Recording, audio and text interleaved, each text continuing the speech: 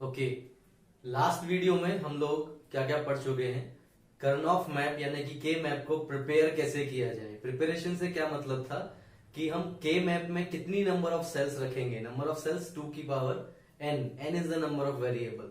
जितने number of variable का हमारे पास में इनपुट है उसके अकॉर्डिंग हम 2 की पावर n रख करके नंबर ऑफ सेल्स डिसाइड करेंगे। अब नंबर ऑफ सेल्स को सेल नंबर दिया जाएगा ताकि हर एक सेल यूनिक बन सके।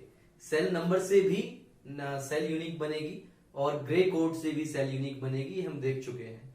इसके अलावा सम ऑफ प्रोडक्ट और प्रोडक्ट ऑफ सम, इस तरह की टर्म्स हमने देखी थी। ऐसी एक ट्रुथ टेबल बनाई थी, उसके लिए मिन टर्म्स और मैक्स टर्म्स देखी थी। मिन टर्म्स को ऐड कर दो तो सम ऑफ प्रोडक्ट बनता है, मैक्स टर्म्स को प्रोडक्ट कर दो तो प्रोडक्ट ऑफ सम बनता है। मतलब मिन टर्म्स जो है वो वेरिएबल के मल्टीप्लीकेशन से बनेगी, जैसा कि यहां लिखा हुआ है ना।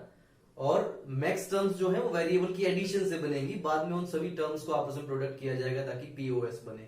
आज की वीडियो में हम लोग क्या देखेंगे, ट्रुथ टेबल हमारे पास है।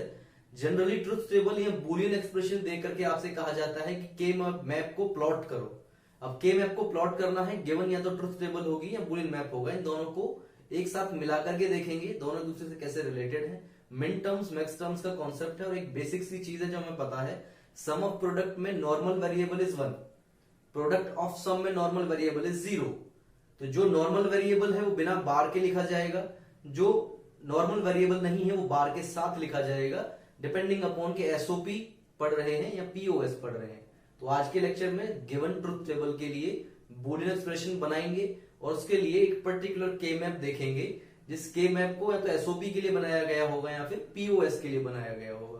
तो चलो शुरू करते हैं। ये ट्रुथ टेबल हम लोगों ने बनाई है। 4 वेरिएबल्स के लिए ट्रुथ टेबल में 16 पेयर्स आते हैं, है ना। ये तो हमें कंफर्म है, 16 पेयर्स आते हैं। इस तरह से हम लोग लिखते हैं 0000 00 0001 0010 0011 0100। मुझे ये पैटर्न याद है, अगर आपको याद नहीं है तो 80 81 40 41 40 41 20 21 20 21 20 21 20 21 01 01 01 01 एंड सो ऑन। इस तरीके से हमें पेयर मिल जाएगी। इसके अगेंस्ट ये आउटपुट ना तो एंड गेट का है ना ही और गेट का है। मैंने कोई एक कॉम्प्लेक्स लॉजिक सर्किट मान लिया जिसके हिसाब से ऐसी एक टेबल बनती होगी जिसमें टोटल 16 आउटपुट्स में 8 1 है और 8 ही जीरोस है। मैंने क्यों रखी है मुझे अभी आगे समझ में आ जाएगा ना। मेरे पास 8 टर्म्स लिखने के लिए जगह है तो मैंने 8 वंस रख लिए, इससे ज्यादा भी हो सकते थे। रैंडमली एक आउटपुट लिया गया है, ठीक है। अब इस गिवन आउटपुट में अगर मुझे एसओपी फॉर्म के लिए के मैप प्लॉट करना है तो के मैप का बेसिक मैंने तैयार कर लिया। 0001 1011 मैंने बताया था, third row fourth row interchange, third column fourth column interchange. इस तरह से हम लोग इन्हें लिखेंगे। 0001 की फॉर्म में जो नंबर सेल का बनता है उसको हम ग्रे कोड बोलते हैं। उसके अलावा इनकी जो इक्विवेलेंट डेसिमल नंबर बनेंगे उसको हम सेल नंबर बोलेंगे। तो मैं इसके सेल नंबर डिफाइन कर दूं। 0000 पहले वाला नंबर है, पहले वाले नंबर के लिए 0। मैंने बोला अगर आपको ना भी याद रहे तो आप ये याद रखें बस 0 1, ये कॉलम फ्लिप हुए हैं। 2 3 4 5 फ्लिप हुआ है। 6 7 ये रो फ्लिप हुई हैं। 8 9 कॉलम फ्लिप है। 10 11 12 13 14 और 15, ये टोटल 16 सेल हमारे पास में हो गई हैं, ठीक है। ए बी और सी डी अगर मैं एसओपी के लिए बना रहा हूं, सम ऑफ प्रोडक्ट के लिए, मतलब मिन टर्म्स को सम किया जाएगा, तो मिन टर्म्स इनके कॉरेस्पॉन्डिंग क्या होंगी।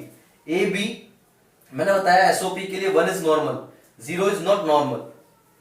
ए bar B bar 0 is not normal, A bar B 1 is normal, A B 1 is normal 0 is not normal, A B bar. ऐसे ही इनके लिए मैं सी और डी वेरिएबल्स की फॉर्म में लिख लेता हूं ताकि मुझे ये टर्म बनाना इजी रहे या फिर इन टर्म्स की मदद से यहां आना इजी रहे। मैं कैसे यहां तक आया हूं समझाऊंगा, इनकी नेमिंग कर लेते हैं, ठीक है ना। 0 अगेन नॉट नॉर्मल तो C bar D bar, 0 not normal C bar D, 1 is normal C D C D bar. SOP के लिए हम लोगों को अगर ट्रुथ टेबल गिवन है तो बूलियन फंक्शन कैसे बनेगा उसको देख लेते हैं। सम ऑफ प्रोडक्ट की टर्म्स में हम लोग वन को नॉर्मल वेरिएबल लेते हैं, है ना। तो जितने वन हैं पहले उनको काउंट कर लो। ये वन है, ये वन है, ये थर्ड वन हो गया, फोर्थ वन हो गया, फिफ्थ वन हो गया, सिक्स्थ वन हो गया, सेवंथ और एट्थ। टोटल 8 वन है, तो टोटल 8 टर्म्स बनेगी। ये मैंने बाद में बनाया है, ये ट्रुथ टेबल गिवन है। एसओपी के लिए कितने वन है वो देखने हैं, उस वन के कॉरस्पॉन्डिंग इनपुट देखने हैं। समझ में आ रहा है? उन वन के कॉरस्पॉन्डिंग इनपुट देखने हैं। पहले वन के कॉरस्पॉन्डिंग इनपुट क्या है? 0 0 1 0। एसओपी में 1 is normal variable, 0 not normal, तो जो भी वेरिएबल होगा उसका बार बार लिखा जाएगा, है ना। तो 0 0 1 0 के लिए बार बार नॉर्मल बार। समझ में आया? सही है। बार बार नॉर्मल और बार। फिर मैं सेकंड वन के लिए सेकंड टर्म लिखूंगा 0 1 0 0, मतलब बार नॉर्मल बार बार, बार नॉर्मल बार बार, है ना। A bar, B normal, C bar, D bar. ऐसे मैंने 8 टर्म्स लिखी, total 8 terms for total 8 once in the output of truth table. Clear है? ट्रुथ टेबल से बूलियन एक्सप्रेशन ऐसे बनेगी। ठीक है, याद रखने की चीज क्या है, अगर एसओपी के लिए बनाई है तो जितने नंबर ऑफ वन है उतने ही नंबर ऑफ टर्म्स आएंगी। अगर पीओएस के लिए बनाएंगे तो जितने नंबर ऑफ जीरोस हैं उतनी नंबर ऑफ टर्म्स आएंगी। ठीक है, ये सभी मिन टर्म है। जब हम एसओपी के लिए बनाते हैं तो जो टर्म मिलती है वो मिन टर्म मिलती है। इसको प्रोडक्ट टर्म भी बोलते हैं। प्रोडक्ट टर्म को सम करेंगे तो सम ऑफ प्रोडक्ट बनेगा। ठीक है, अगर ये बूलियन एक्सप्रेशन गिवन होती और ट्रुथ टेबल पूछी जाती तो इजीली आप बना सकते थे। जहां पर बार वहां 0 ऐसे लिखते, और जहां पर बार नहीं है वहां 1, 0 0 1 0, 0 0 1 0, ये 1 के कॉरेस्पॉन्डिंग आपको इनपुट मिल जाएगा। इजी है। अब आते हैं के मैप पर। के मैप में मुझे क्या करना है उस पर ध्यान देना है। के मैप में मुझे 1 प्लॉट करने हैं। जैसे मैंने बताया अभी तक हम लोग एसओपी पढ़ रहे हैं, तो एसओपी पढ़ते हुए 1 इज एवरीथिंग, 1 घराती है और जो 0 है वो बाहर का है, इसलिए हम उसको बार के साथ यूज करते हैं। ठीक है, देखो 1 1 1 1 1 1 1 1, टोटल 8 1 है। टोटल 8 1 यहां पर आने वाले हैं। ठीक है, अब मेरे पास टर्म्स हैं A bar B bar C D bar. A bar B bar, सही है, सी डी बार। इस रो में इस सी डी बार के साथ पहला 1, समझ रहे हो ना। ये मेरे पास टर्म थी, 2 टुकड़ों में मैंने काउंट किया, ए बार बी बार और दूसरा टुकड़ा सी डी बार। तो ए बार बी बार देखा कहां है, यहां है। इसके कॉरेस्पॉन्डिंग 4 सेल हैं। इन चारों सेल के नंबर्स अलग अलग हैं। तो जिस सेल का नंबर सी डी बार है, सी डी बार, उसमें पहला 1 रखा। प्लॉट करना समझ में आ रहा है? आगे चलते हैं। ए बार बी, ऐसे आ जाओ, ए बार बी, ए बार बी, इसके लिए हमारे पास 4 सेल हैं। सी बार डी बार, सी टर्म का दूसरा हिस्सा है, सी बार डी बार। तो ए बार बी 4 टर्म्स हैं, सी बार डी बार ये वाला कॉलम है। This is the corresponding cell. ये अगला 1 हो गया। सही समझ में आया? उससे आगे प्लॉट करते हैं।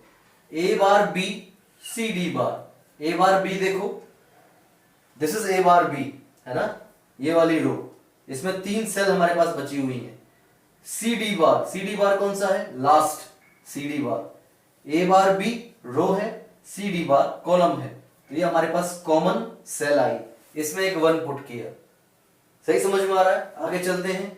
A B bar C bar D bar, this is A B bar, last वाली रो, और सी बार डी बार इस फर्स्ट कॉलम, ये अगला 1 आया। सही है। 5th टर्म पे आते हैं। A B bar A B bar, 3 cell अभी भी खाली बची हुई हैं। C bar D, C bar D, second column, last row, ये हमारे पास 5th 1 आया। आगे चलते हैं। ए बी बार और सी डी, ए बी बार के साथ में 2 कॉलम बचे हुए हैं, 2 हमारे पास सेल बची हुई हैं। C D, CD is third column. अगला वन आया, अभी सेवंथ वन की बात करते हैं। AB is the row, AB is third row. इस थर्ड रो में C bar D second column. Seventh one आया, इसको समझते जाओ, हर एक टर्म को प्लॉट करने का एक ही तरीका है। AB is third row, CD is third column. Eighth one आया, 1 2 3 4 5 6 7 8, ऑल 8 टर्म्स के लिए 8 वन को हम लोग के मैप में प्लॉट कर चुके हैं। इजी था। हमने किसकी मदद से किया? हमने ग्रे कोड्स के कॉरस्पॉन्डिंग जो टर्म्स बनती हैं, यानी कि जो मेन टर्म्स बनती हैं, उनके मदद से हमने ये वन प्लेस किए हैं। हमें पता होगा ऑलरेडी, क्वेश्चन में गिवन होगा कि एसओपी के लिए काम करना है। अदरवाइज हम वन प्लेस नहीं करते, हम जीरो प्लेस करते हैं। अदरवाइज हम वन के लिए आउटपुट नहीं निकालते, जीरो के लिए आउटपुट निकालते हैं। ये बात समझ में आ रही है? ठीक है। इसके अलावा एक और भी तरीका था। अगर मुझे बुलियन एक्सप्रेशन ना बनानी होती, ट्रुथ टेबल से सीधा के मैप प्लॉट करना होता, तो मैं क्या करता?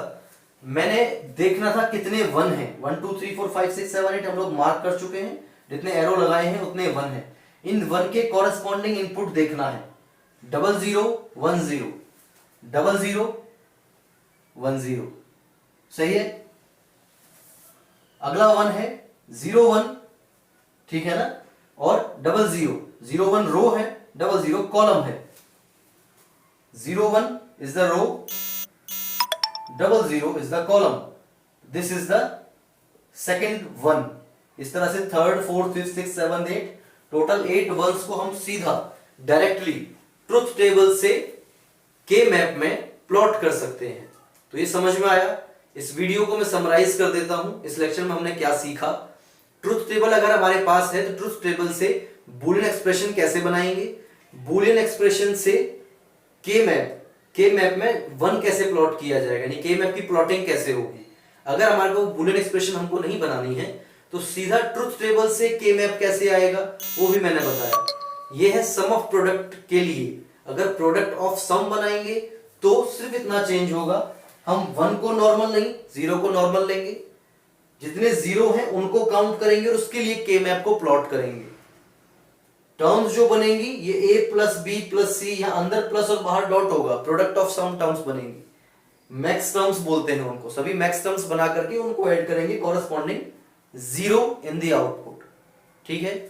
दिस इज ऑल अबाउट के मैप प्लॉटिंग।